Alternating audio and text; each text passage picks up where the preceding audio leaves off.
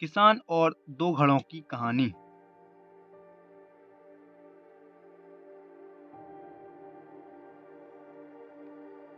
एक गांव में एक किसान रहता था। वह रोज सुबह सुबह उठकर दूर झरने से साफ पानी लेने जाया करता था।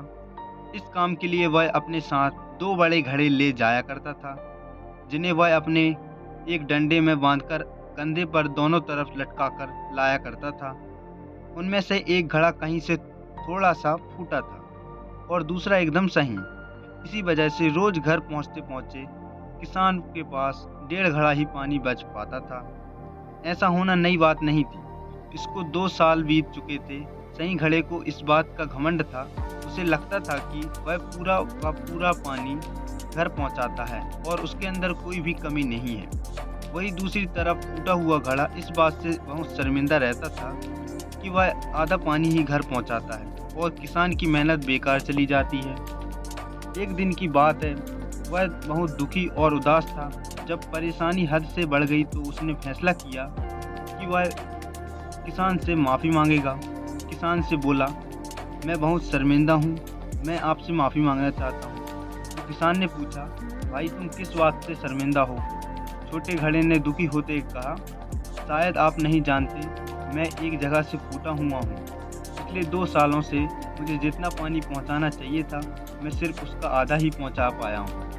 मेरे अंदर यह बहुत बड़ी कमी है। इसी वजह से आपकी मेहनत बर्बाद होती रही है।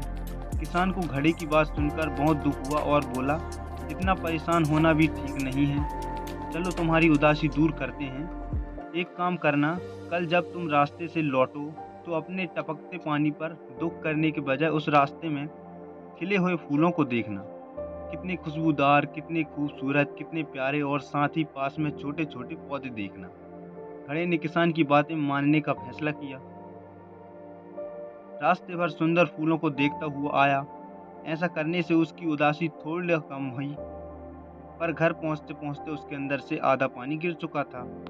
वह फिर से मायूस हो गया और किसान से क्षमा मांगने लगा। किसान बोला, शायद तुमने रास्ते पर ध्यान नहीं दिया।